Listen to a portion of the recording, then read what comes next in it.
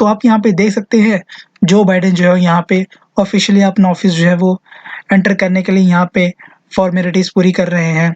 और यहाँ पे जो ऑफिशियली जो है वो प्रेसिडेंट एक्स प्रेसिडेंट कह सकते हैं डोनाल्ड ट्रंप जो यहाँ पे अपना ऑफिस जो है वो छोड़ के जा रहे हैं अपनी पत्नी के साथ। तो अगर हम यहाँ पे बात करेंगे इंडियंस के बारे में, इंडियंस का क्या रोल रहा अमेरिका के एडमिनिस्ट्रेशन में, कि कौन-कौन से जो लोग हैं वो हाल ही में जो अमेरिकन बिडेंस की जो है वो टीम में शामिल हुए हैं। तो उनकी अगर हम बात करें कि टॉप पे जिनका नाम आता है उनका नाम है कमाला हैरिस। तो कमाला हैरिस जो बेसिकली है वो वाइस प्रेसिडेंट ऑफ अमेरिका जो है वो चुनी गई हैं। और अगर हम टॉप की पोजीशंस की बात करें तो जो इंडियंस हैं, इंडियंस को जो है वो 3 की टॉप पोजीशन जो है वो मिली गई है यहाँ पे। एक तो यहाँ पे वाइस प्रेसिडेंट की जो है पोस्ट मिली है, दूसरी दूसरी यहाँ पे जो मिली है वो director of the White House मिली है, और तीसरी यहाँ पे जो मिली है वो है यूएस सर्जन जनरल। तो बेसिकली ये 3 पोस्ट हैं जो टॉप की पोस्ट जो है वो इंडियंस को मिली हैं। तो यहाँ पे जो 2 कैबिनेट की जो पोस्ट हैं, जो कैबिनेट लेवल में आती हैं, वो सिर्फ ये 2 पोस्ट ही हैं। बाकी जो ये 3rd पोस्ट है ये कैबिनेट के लेवल की ही है, पर ये कैबिनेट नहीं है। और अगर हम बाकी लोगों की बात करें इन 3 पोस्ट को छोड़ के, कि बाकी कौन-कौन से लोग जो इंडियंस हैं, इंडियन ओरिजिन के जो लोग हैं, उनको जो बिडेन के जो एडमिनिस्ट्रेशन में है उनको वहाँ पे शामिल किया गया है। तो उसमें जो नंबर है ये काफ़ी जो 20 के पार नंबर जाता है। तो आप यहाँ पे देख सकते हैं कि काफ़ी इंडियन ओरिजिन के जो लोग हैं उनको जो बिडेन एडमिनिस्ट्रेशन में जो है वो जगह मिली है। तो ये हमारे जो है वो इतना इम्पोर्टेंट नहीं है, लेकिन इसको जो है वो कुछ लोग यहाँ पे ये भी इसको जो फ़नी वे में ले रहे हैं कि ये एक किस्म से जो है वो इंडिया का ही यहाँ पे जो है वो एक कैबिनेट फॉर्म हुई है। तो ऐसा नहीं है, यहाँ पे जो जो मेन पोर्टफोलियो है वो तो ये सिर्फ 3 पोर्टफोलियो ही हैं। बाकी जो ये छोटे-छोटे जो डिपार्टमेंट्स हैं वो यहाँ पे जो है वो बाकी लोगों को मिले हैं। अगर इंडियंस को छोड़ दिया जाए यहाँ पे, इंडियन ओरिजिन के लोगों को यहाँ पे छोड़ दिया जाए, तो जो टॉप की जो पोज़ीशंस मानी जाती हैं यूएस एडमिनिस्ट्रेशन में, तो वो एक तो सेक्रेटरी ऑफ स्टेट है और दूसरी जो है वो डिफेंस है। कि सेक्रेटरी ऑफ स्टेट जो अमेरिका में होता है उसको हम इंडिया में जो है वो फॉरेन मिनिस्टर हम कह सकते हैं, या एक्सटर्नल अफेयर मिनिस्टर हम कह सकते हैं। और जो डिफेंस है यहाँ पे वो हमारे जो राजनाथ सिंह है वो देख रहे हैं। तो ये चीज़ जो है वो काफ़ी इम्पोर्टेंट मानी जा रही है, क्योंकि अगर आपको पता होगा कि 2+2 एक डायलॉग होता है जिसमें इंडिया की तरफ से जो है वो हमारे फॉरेन मिनिस्टर और हमारे जो डिफेंस मिनिस्टर हैं वो जाते हैं, और यूएस की तरफ से जो है वो सेक्रेटरी ऑफ स्टेट और डिफेंस जो है ऑफिसर हैं वो वहाँ से आते हैं। तो ये जो है आप आगे काफ़ी देखने को मिलेगा आपको कि जो इंडिया और यूएस की जो है वो 2+2 डायलॉग में इन 4 लोगों की जो है वो इम्पोर्टेंस है वो काफ़ी हो जाती है। तो अगर हम देखें यूएस एडमिनिस्ट्रेशन का जो अभी नया-नया अभी फॉर्म हुआ है, उसका इम्पैक्ट जो है वो इंडिया के पर्सपेक्टिव में क्या होगा? क्या जो बिडेन की जो है वो यहाँ पे प्रायोरिटीज़ होंगी? तो देखिए, अगर जो बिडेन का नेचर देखा जाए यहाँ पे, तो ये काफ़ी सॉफ्ट किस्म के जो है वो नेचर के माने जाते हैं। क्योंकि इन्होंने जो है वो अपना पर्सनल इन्होंने जो कह सकते हैं इनका पर्सनल लॉस है जो काफ़ी हुआ था, क्योंकि इनकी जो वाइफ है और इनकी जो बेटी थी वो एक एक्सीडेंट में जो है वो मारी गई थी। तो उसी नेचर से देखते हुए इनका यहाँ पे जो है वो काफ़ी एक सॉफ्ट नेचर माना जाता है, और ये काफ़ी एक ह्यूमैनिटी में जो है वो बिलीव करते हैं। और इसी ह्यूमैनिटी को लेते हुए ये यहाँ पे जो है वो डोनाल्ड ट्रंप के जो जितने भी जो उन्होंने लॉस पास किए थे या जितने भी उनके ऑर्डर्स थे, तो उनको सभी को जो है ये रिवर्स करेंगे, यानी कि उन सभी को जो है वो ये रिमूव करेंगे। और इसी के साथ-साथ अगर आप देखें, तो जब डोनाल्ड ट्रंप प्रेज़िडेंट थे, तो उसी के दौरान ही जो है वो ट्रेड वॉर हुई। उसी के साथ जो है वो एक पोलराइज़ेशन जो है वो बढ़ी थी। कुछ लोग जो है वो चाइना का अगर हम देखें, तो चाइना उस समय जो है वो काफ़ी एग्रेसिव हो गया था। चाइना ने काफ़ी एग्रेसिव स्टेप्स लिए थे, जिसके चलते है जो है वो एक आप कह सकती हैं कि एक फिर से जो है वो एक ब्लॉक्स में जो वर्ल्ड था वो डिवाइड हो गया था। हालाँकि यहाँ पे जो है वो इतना इसका इम्पैक्ट नहीं हुआ, खाली इसका इम्पैक्ट जो हुआ था वो सिर्फ़ ट्रेड पे इसका इम्पैक्ट जो है वो देखने को मिला था। हाई ड्यूटीज़ जो है वो लगाई गई थी कंट्रीज़ द्वारा, और इसका इम्पैक्ट जो है वो कहीं न कहीं जो है वो इंडिया को भी जो है वो देखना पड़ा था। तो अगर यहाँ पे जो बिडेन की अगर चाइना पॉलिसी की बात करें, तो ये यहाँ पे जो है वो चाइना को फुल्ली काउंटर करेंगे। वो कैसे काउंटर करेंगे? इंडो पैसिफिक जो है वो रीजन को सिक्योर करते हुए। तो इंडो पैसिफिक रीजन जो है वो यूएस ये मानता है कि जो इंडिया है वो नेट सिक्योरिटी प्रोवाइडर है यूएस को। यूएस को वो है नेट सिक्योरिटी प्रोवाइडर है। तो इंडिया जो है वो काफ़ी एक इम्पोर्टेंट रोल प्ले करता है इंडो पैसिफिक रीजन में। और अगर इंडिया इंडो पैसिफिक रीजन में जो है वो शामिल नहीं है, तो वहाँ पे जो है वो कोई भी एग्रीमेंट, कोई भी जो वहाँ पे एक कह सकते हैं कि आपको टॉक जो है वहाँ पे फुलफिल नहीं हो सकती हैं। तो इंडिया को यहाँ पे जो है वो प्रायोरिटी लिस्ट में रखा जाएगा यूएस एडमिनिस्ट्रेशन के द्वारा। और दूसरी अगर यहाँ पे बात की जाए, तो डिफेंस के सेक्टर में भी जो है वो यूएस और इंडिया जो है वो काफ़ी एक आगे अपना कोऑपरेशन जो है वो बढ़ाए रखेंगे, और साथ में यूएस जो है वो इंडिया को काफ़ी बैक करेगा इंडो पैसिफिक रीजन में डिफेंस पर्सपेक्टिव में भी। क्योंकि जो पैसिफिक रीजन है वहाँ पे यूएस चाहता है कि एक शांति बनाए रखिए, और इंडिया का भी यही मानना है। इंडिया भी चाहता है कि जो इंडो पैसिफिक रीजन है वहाँ पे जो है वो एक पीस और एक फ्री इन्वायरमेंट जो है वहाँ पे क्रिएट हो। और इसके चलते जो है वो डिफेंस सेक्टर का यहाँ पे जो है वो काफ़ी इम्पोर्टेंट रोल रहेगा, और ट्रेड के हिसाब से भी जो है वो उसको देखा जाएगा।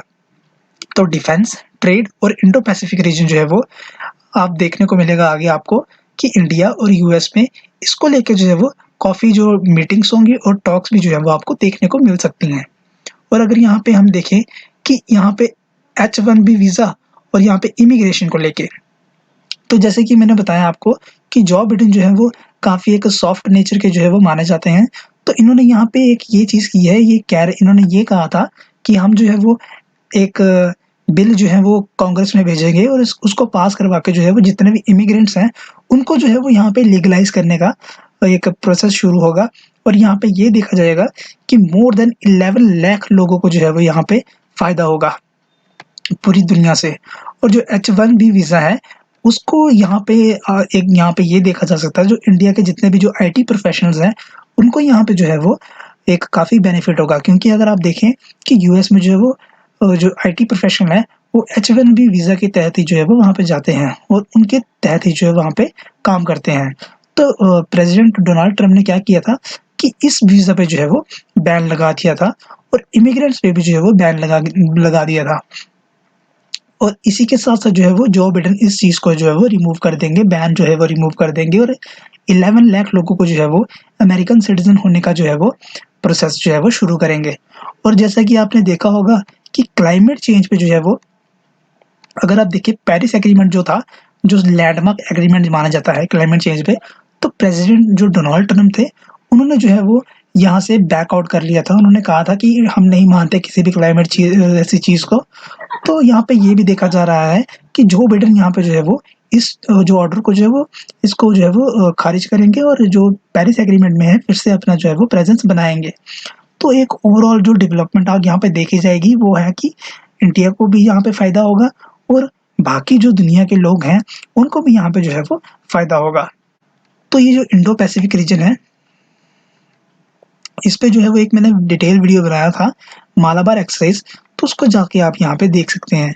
उसका लिंक आपको जो है वो डिस्क्रिप्शन बॉक्स में मिल जाएगा।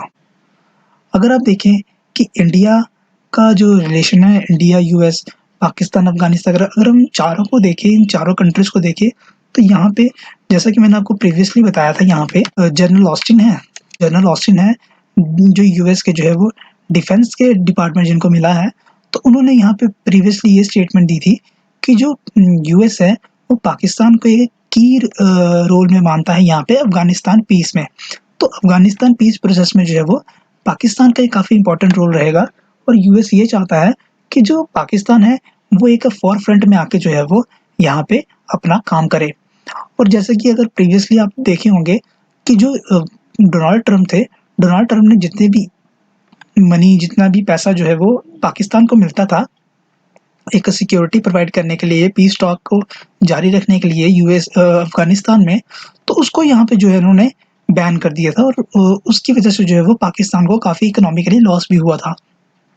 और इसके साथ-साथ ही जो बिडेन ये भी चाहते हैं कि जो अफ़गानिस्तान में जितने भी जैसे कि आप कह सकते हैं कि जो जितनी भी आर्मी जो है यूएस की वहाँ पे डिप्लॉयड है, तो वो चाहते हैं कि वो कुछ और देर तक वहाँ पे डिप्लॉयड रहे, जब तक कि जो है वो अफ़गानिस्तान का एक सही सॉल्यूशन जो है वो नहीं निकल के आता। और यहाँ पे उन्होंने ये भी कहा है कि जो ऑस्टिन ने कि हम जो है वो और ग्रांट्स और साथ में जितनी भी मदद हो सकेगी अफ़गानिस्तान को लेके हम वो करेंगे और पाकिस्तान को यहाँ पे जो है वो एक की रोल में देखा जा रहा है। और ये जो इनका जो यहाँ पे बयान है, इसको जो है वो एक नेगेटिव वे में लिया जा रहा है। और वो कैसे नेगेटिव वे में लिया जा रहा है? क्योंकि अगर पाकिस्तान को जो है वो फंडिंग हुई यूएस से फिर से, तो पाकिस्तान में जो है वो इल्लीगल एक्टिविटीज़ जो है वो इंडिया की तरफ में जो है वो शुरू हो जाएँगी। और वो इल्लीगल एक्टिविटीज़ क्या होंगी? टेररिस्ट एक्टिविटीज़ जिसको हम कह सकते हैं। तो यहाँ पे जो है वो कुछ मिलिटेंट ऑर्गेनाइज़ेशन है, जैसे जैश-ए-मोहम्मद हो गया और साथ में और भी कुछ हैं जो मिलिटेंट ऑर्गेनाइज़ेशंस हैं, तो वो भी यहाँ पे जो है वो फिर से एक्टिव होने के चांसेस हैं वहाँ पे। एक तो ये चीज़ है। दूसरा, इंडिया को एक तरह से यहाँ पे ये फ़ायदा होगा कि जो अफ़गानिस्तान में मिलिट्री जो यूएस की डिप्लॉयड थी, इंडिया चाहता था कि जो यूएस है, वो अपनी जो मिलिट्री है वो वहाँ पे रखे।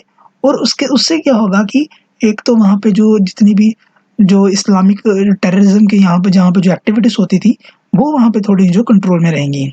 तो इंडिया को यहाँ पे जो है वो प्रॉफ़िट भी नहीं हो रहा है और यहाँ पे लॉस भी नहीं हो रहा है।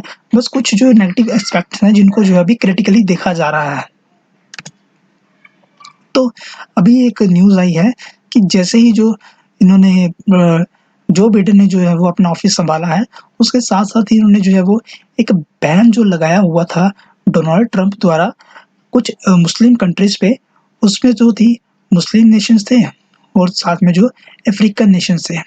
तो इस बैन को जो है वो यहाँ पे रिमूव कर दिया है और ये काफ़ी जो है कोई हिस्टोरिक स्टेप बताया जा रहा है और एक ह्यूमैनिटेरियन वे में जो है वो इसको लिया जा रहा है।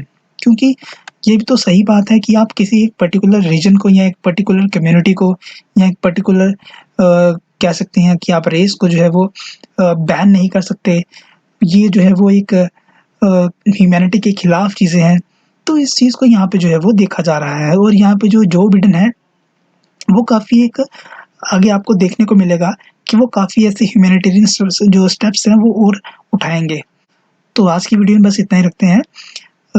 आई होप आपको ये लेक्चर जो है वो इन्फॉर्मेटिव लगा होगा। ऐसे ही लेक्चर्स के लिए जो है वो आप हमारे इस चैनल को सब्सक्राइब कर लीजिए और बेल आइकन को प्रेस कर दीजिए, ताकि आने वाले जितने भी अपडेट्स हैं उनको नोटिफ़िकेशन जो है वो आपको मिलता रहे। और यहाँ पे एक और चीज़ मैं आपको यहाँ पे कहना चाहूँगा कि अगर आप जानना चाहते हैं कि यूएस में जो है वो इलेक्शंस कैसे होते हैं, तो इसका भी वीडियो जो है वो ऑलरेडी मैंने अपलोड किया हुआ है, तो उसको आप जाके वहाँ पे देख सकते हैं। Have a nice day. Thank you.